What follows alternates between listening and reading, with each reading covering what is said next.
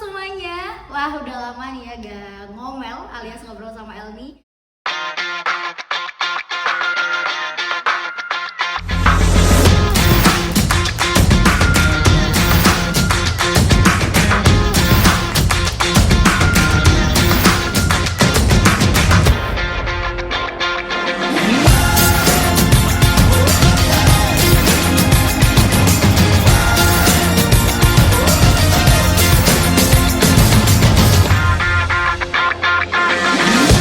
Sekarang ini dia something new, something fresh ya yang ada di sosiologi, yaitu ngomel ngobrol sama Elni. Nah, ngomel ini adalah program untuk kita berbincang ya kan, santai-santai aja diskusi sama expert-expert ya di bidang-bidangnya masing-masing kayak gitu. Expert siap.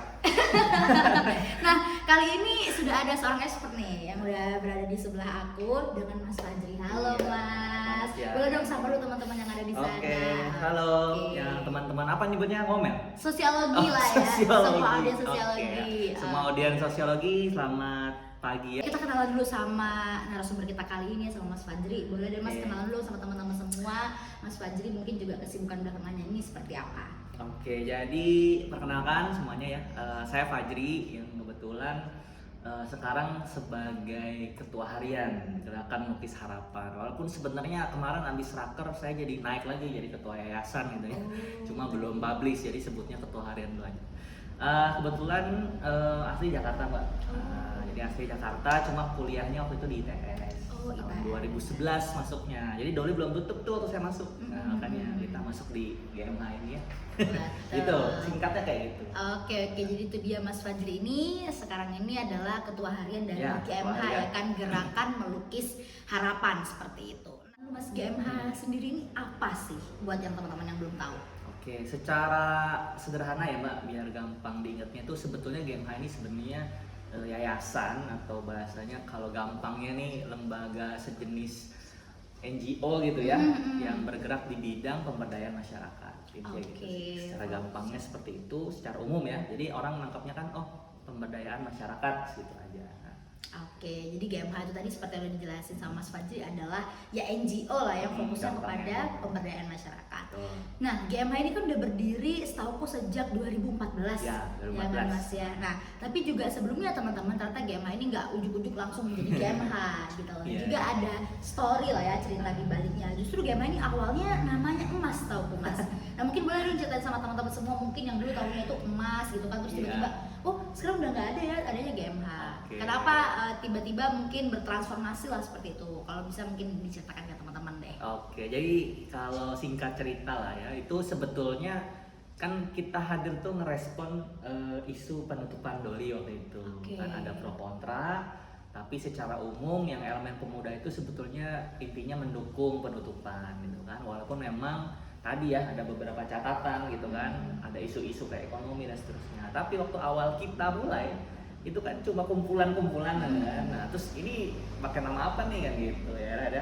Nah, kita gunakan namanya Emas dulu aja, Elemen Pemuda Surabaya, karena memang elemen Emas ini karena yaitu macam-macam, ada organisasi intrakampus, ekstra kampus, ya macam-macam. Ada ormas juga gitu, mewakili ormas. Makanya nanti daripada bingung pakai nama-nama apa, kita gabungin dulu. Nah, setelah masuk ke mau action plan gitu kan, action plan yang memang mau terjun pakai program, ini kan nggak bisa ya kita pakai nama asal ya. Emas ini tanggung jawabannya gimana gitu. Nah, akhirnya didapat saran untuk membuat sebuah lembaga aja. Akhirnya terbentuklah GMH ini. Jadi kalau bisa kita highlight teman-teman, berarti GMH ini bentuk juga salah satunya adalah wujud respon ya dari waktu itu pembubaran Doli lah pada waktu itu ya dari pemerintah Kota Surabaya. Oke. Kira-kira dulu awal-awal menuju pembubaran tersebut ya kan, kondisi di sana seperti apa dan peluang apa yang sebenarnya GMH lihat untuk bisa memberdayakan lah ya kan, sesuai dengan fokusnya tadi, memberdayakan seperti itu masyarakat. Mungkin bisa cerita ke teman-teman Mas. Oke, jadi secara singkat ya, saya kan 2011, jadi saya benar-benar ngerasain waktu itu main ke Doli, karena anak Jakarta kan datang ke Surabaya, ketemu anak Surabaya bertanya pasti gitu, bertanya Doli di mana bro, gitu kan. Nah itu akhirnya kita main ke Doli. Tapi memang waktu aku main lewat gitu ya, ramai banget Mbak. Nah rame ya, artinya tuh macet ya. Semua satu jalan itu ya yang nawar-nawarin gitu ya, jadi ada yang nawar-nawarin Wisma dan seterusnya gitu. Ini yang kondisi itu ya. Bahkan kalau kita agak baca literatur sedikit itu pernah ya sampai puncaknya itu jumlah PSK-nya tuh sampai 8.000-an orang gitu ya. Waktu pasca mau penutupan itu memang pasti pro kontra ya. Dan memang yang kontra itu lebih cenderung ke karena lapangan pekerjaan atau penghidupan mereka itu ke apa ya bahasa keganggu lah ya, atau mungkin hilang gitu kan. Nah, ya, merespon seperti itu. Jadi memang waktu itu terakhir sisanya itu 2.500 PSK kalau nggak salah ya. Kurang lebih ya 2.000 sampai 1.500 ya, di antara itu kita waktu penutupan memang crash gitu ya, ada yang kelompok mendukung dan menolak, tapi yaitu pemerintah itu lebih kuat karena yang pengen ditutup itu sebenarnya masyarakat sendiri gitu. Jadi maksudnya tuh mereka karena kayak takut sama anak-anak mereka, khawatir sama anak mereka, nah itu. Nah sedangkan yang kontra ada juga warga situ tapi lebih cenderung karena, nah terus saya gimana? Kerja apa? Ya, karena biasanya jaga parkir gitu kan, dan seterusnya kayak gitu. Berarti kondisi awal dulu seperti itu. Nah, kembali lagi pertanyaannya, peluang apa yang dilihat sama GMH? Gitu. Jadi waktu itu kita ngelihatnya gini sih, karena isusnya itu kan ekonomi ya, basisnya. Cuma kita nggak bisa nih langsung masuk ekonomi karena ada kayak tembok sosial gitu ya. Ada gap masukin ya. Ini siapa nih, anak mana gitu. Iya. Nah, akhirnya kita masuknya itu emang lewat program-program lain lah. Jadi kayak misalkan kita punya pendidikan, kita punya kesehatan waktu itu, kita punya lingkungan ya, saat itu ya. Jadi programnya cenderung banyak, tapi sebenarnya waktu itu garisnya itu pengennya ekonomi. Makanya waktu itu kita mendampingi juga UMKM. Nah, kita melihat itu. Jadi masyarakat sini butuh pemasukan ya yang baru gitu kan. Terus kita lihat ya udah ini aja gitu. Nah, tapi ini dibungkus sama ide besar namanya bahasanya dulu wisata edukasi kita mintanya. Program-program di awal itu adalah program pendidikan ya kan, juga ekonomi, juga fokusnya bagaimana menyulap Doli tadi ya kan menjadi tempat yang juga bisa tetap produktif, tapi juga di ranah yang berbeda daripada yang sebelumnya seperti itu. Oke. Tapi juga dari awal terbentuknya GMH, awal sudah mulai bergerak juga ya kan, itu kira-kira respon dari pemerintah seperti apa? Dan mungkin ada nggak kira-kira bentuk support nyata seperti dari pihak-pihak pemerintah secara khusus pada waktu itu? Oke, jadi kalau support kita sih niatnya memang bukan minta support, tapi memang menyupport ya, karena waktu itu memang bahasanya kan sebenarnya pemerintah itu udah mencoba beberapa kali ya untuk menutup Doli. Ya, waktu saya mahasiswa tuh tahu gubernur mana waktu periode mana pernah nyoba, nah cuma gagal waktu itu. Nah, saya nggak tahu isunya apa detailnya ya, tapi intinya baru terhubung ya antara pemerintah kota, provinsi, terus kementerian pusat sama ormas-ormas itu ya di zaman Bu Risma. Jadi memang sebetulnya kalau kita mau lebih luas melihat, Doli itu waktu itu ditutupnya dengan berbagai macam cara ya, berbagai macam upaya gitu dari berbagai macam pihak. Nah, tapi kalau perjalanannya, alhamdulillah GMH itu waktu itu dapat support juga dari Kementerian Sosial. Ya waktu itu kita ketemu Menteri Sosial saat itu, terus ditantang waktu itu, ayo kamu berani nggak action di sini? Kita bilang berani, namanya mahasiswa waktu itu ya, berani aja Pak, gitu ya, harus turun. Akhirnya bikin yayasan itu juga dari nasihatnya dari beliau gitu ya, salah satunya. Waktu itu pendirinya founder kita dapat nasihat kayak gitu. Nah terus dengan Bu Risma kita waktu itu kebetulan karena waktu itu Bu Risma ya wali kotanya, kita juga intens ngobrol beberapa kali, ngasih masukan Bapak Po juga untuk pengembangan. Artinya kami ngasih masukan itu dalam masa gini, jangan sampai ya, kita bergerak ke arah sini gitu kan, pemerintah geraknya ke arah sana gitu. Jadi ya monggo di state aja Doli ini mau kemana. Nah nanti kita sebagai namanya lembaga NGO ya kan, kita ya support di bidang mananya gitu yang arahnya ke sana. Jadi kira-kira kayak gitu sih hubungannya. Oke. Juga pada waktu itu masyarakat di sana ya kan, masyarakat di Doli itu juga kurang lebih mendukung ternyata. Ya, ada juga sih. Nah, gimana ceritanya? Ya macam-macam sih, ini benar-benar karena emang zona merah ya di sana. Artinya kami pun waktu itu ya mulainya tuh dari yang mau berubah aja. Satu gang gitu ya namanya, mungkin kalau dulu ada yang awal-awal banget tuh ada teman-teman di Samijali, ibu-ibunya, terus ada yang di taman baca. Jadi waktu itu kita memang masuknya dari yang mau berubah dulu, karena memang waktu itu banyak banget yang mengatasnamakan pengen bantu Doli gitu kan. Takutnya memang dari baik itu dari pemerintah mungkin ya, baik itu dari masyarakat aslinya juga, itu nggak mau mereka dieksploitasi juga dong. Kira ceritain ke kita dong, apa aja program-program yang sudah dijalankan kayak gitu selama ini. Jadi sebetulnya kalau secara sederhana ya, kita menuju ke yang namanya EduTrip tadi. Jadi gimana caranya kita merubah pola aktivitas di Doli secara umum. Ya, walaupun kami sadari ya, kita nggak mungkin bisa menghandle se-Doli ya, karena itu kurang lebih 15 RW ya kan, 1 hektar wilayah itu saya jadi presidennya kalau gitu ya kan. Sekalian ya. Kalau bisa ngurus hajat segitu banyak. Nah, jadi emang GMH itu artinya kita ingin sedikit membantu gitu lah bahasanya. Nah, waktu itu kegiatan yang bahasanya memberdayakannya itu memang kita mulai dari memang pendidikan tadi ya, terus tapi sekali lagi GMH mencoba membuat kemandirian buat warganya. Jadi kayak misalnya kita bikinin packaging, kita ngajarin presentasi ibunya, terus kita ngajarin jadi guide misalkan, kita ngajarin ayo Bu sini penulisan apa namanya, apa sih, kredit debit gitu-gitu, alur kas gitu kan ya, buat UKM mereka kita bantuin, ayo urus izin gitu-gitu segala macam. Itu kita dampingi sampai ke pemasaran. Oke, dan sampai saat ini pun juga ternyata ya sudah banyak perempuan-perempuan masyarakat ex-Doli lah istilah bisa kita bilangnya, yang ternyata juga sudah mulai mandiri ya, secara perekonomiannya, mungkin ya sudah memulai usaha namanya seperti itu. Oke, dari program-program tadi kendala-kendalanya apa tuh Mas yang sering dialami sama GMH? Pasti ya kan, apalagi memang program-program ya dalam lembaga ya NGO ya kan, pasti tuh kendala-kendalanya banyak sekali gitu loh. Mungkin apa yang selama ini dihadapi sama GMH?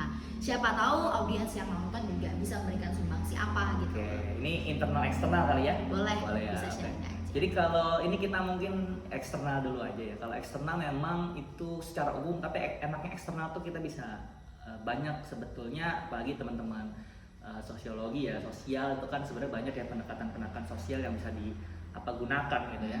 Kalau GMH memang basisnya itu pertama memang ini gimana cara masuk ke warga itu sangat sulit. Terus ya tadi gimana cara kita ngebuktiin kalau kita tuh bukan mengeksploitasi gitu kan. Akhirnya tuh mainnya endurance aja. Sering-seringan aja kita sering ke sana, emang kita nggak ngambil apa-apa gitu kan. Tapi yang kadang kita lupa nih Mbak. Nah, kalau eksternal kan gampang ya, anak sosial langsung ngeliat, oh iya gitu kan. Tapi waktu saya ngerasain sendiri, internal ternyata nggak boleh dilupain juga. Apa itu? Kemampuan kita menilai bahan bakar kita. Ya, apalagi kita yayasan misalkan atau organisasi apa, kita beda loh. Waktu itu pembelajaran dari kita ya, kita tuh nganggapnya karena bekas anak BEM, anak hima gitu, nganggapnya kayak jalan hima BEM gitu, duitnya nggak habis kali anggapannya kan. Ya, tapi kan hima BEM dapat duit tiap tahun. Iya, anggaran emang udah ada pasti. Ya kan kita, nah ini yang waktu itu GMH waktu itu belajar lah ya. Oh, akhirnya kita kenapa sekarang nih GMH fokusnya cuma bidang ekonomi. Karena waktu yang itu setelah kita evaluasi udah cukup dan kita nggak ada duit. Tapi sebenarnya lebih nggak ada duit sih, bukan cukup ya. Tapi maksudnya untungnya itu cukup. Artinya udah cukup nih, warga udah nerima kita. Jadi programnya sebenarnya pelan-pelan kita off kan gitu ya. Kita fokus ke ekonomi. Kenapa? Karena kita ngukur bahan bakarnya Mbak. Jadi hati-hati juga. Jangan sampai malah kamu berhenti ketika permasalahan itu belum selesai karena bahan bakar habis.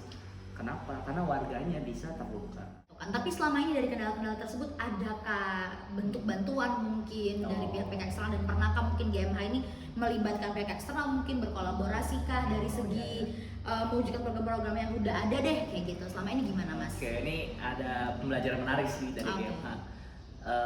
Waktu itu GMH itu kan tanda kutip ya, jadi famous lah gitu kan. Karena waktu itu kita memenangkan namanya Wirausaha Muda Mandiri waktu itu ya kan, menang juara 2 di bidang sociopreneur, karena emang GMH itu basisnya tuh sociopreneur, jadi pengennya tuh pemberdayaan, tapi GMH dapat bagi hasilnya lah berapa persen, 5% ya, bahasanya kayak uang marketing itu kan kayak gitu, karena misalnya kita yang masarin gitu.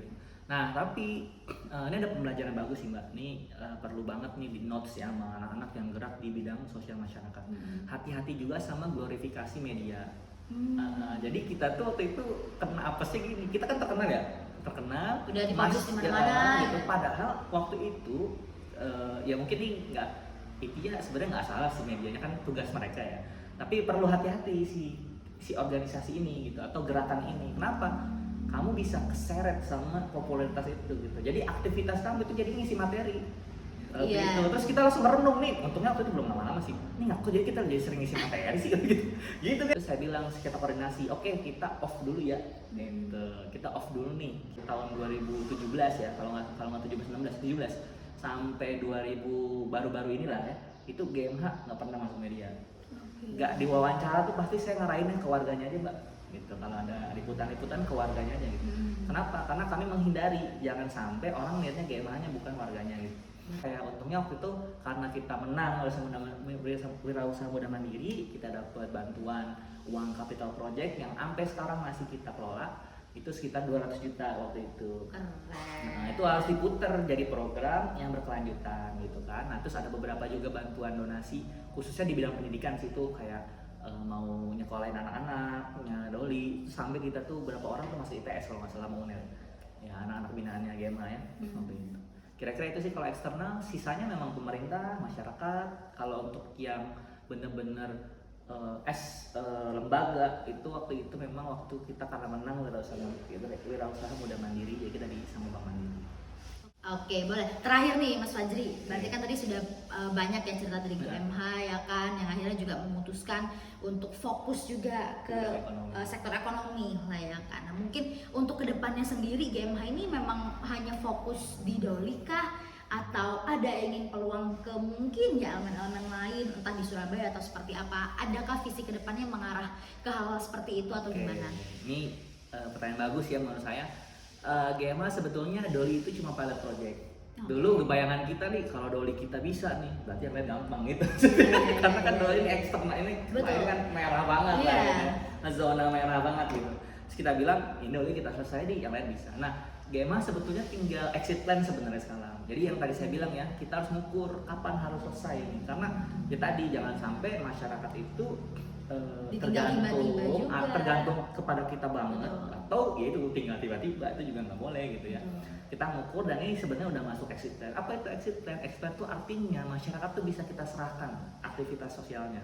Kalau yang sekarang kita lagi namanya Wayahin Doli mbak. Jadi mungkin teman-teman sosiologi bisa lihat di Instagram juga nih baru kok, karena kita lagi exit plan kan ya, ini baru mulai. Tapi ya karena PPKM ya, ya sudah lah ya, kita karena pandemi. Kita tuh Wayahin Doli itu sebenarnya bentuk akhir dari EduTrip tadi. Jadi EduTrip tadi itu jadi masyarakat nanti ngelola tiketnya, terus juga jadi itu tiket trip berbayar sebenarnya. Jadi ada beberapa paket, masyarakat ngelola itu gitu. Ada masyarakat bisa dapat fee sebagai guide, bisa fee sebagai pemateri. Nah nanti pesertanya itu di terakhir ada namanya Doli Society Point punya pemerintah. Nah itu showcase-nya UKM-UKM. Jadi setelah mereka ikut trip, terakhir monggo beli oleh-oleh. Nah itu UKM itu tadi gitu. Nah setelah itu exit plan selesai, GMH masuk mulai baru membuka lagi bidang-bidang yang lain. Kayak yang sekarang nih kemungkinan akan dalam dekat bidang ekonomi. Nah kita kerjasama sama organisasi masyarakat lain, itu kita mencari anak-anak putus sekolah, kita open donasi kayak iko-ikoyan gitu. Jadi kalau aku nyoba anak ini kita foto ya, kita kalau aku sih nutupin mukanya tunggakan sekian gitu kan, langsung post IG siapa yang mau bantu langsung kayak gitu. GMH tuh fokus ke nanti ke depannya bahasanya tuh kayak pengembangan diri si anak ini gitu. Karena kan kalau sekolah ya dia sekolah ya, tapi kan ilmu apa ya, mereka itu kan ada mental block yang harus dihancurkan. Nah itu lewat mungkin lah. Aku sih kurang selama sekolah itu dikit banget kemungkinan kita dapat kayak gitu-gitu di sekolah. Ya kan. Dan kita sebenarnya bakal setelah ini selesai kita memetodologiskan semua yang kita lakukan gitu kan, sama anak sosial nanti mungkin bisa mendefinisikan nih metodenya apa sih. Nah itu kita jadinya nanti bersiap untuk kalau misalkan ada daerah lain yang butuh GMH itu kita bisa bantu. Jadi kita sebenarnya nggak terpaku di Doli aja sih.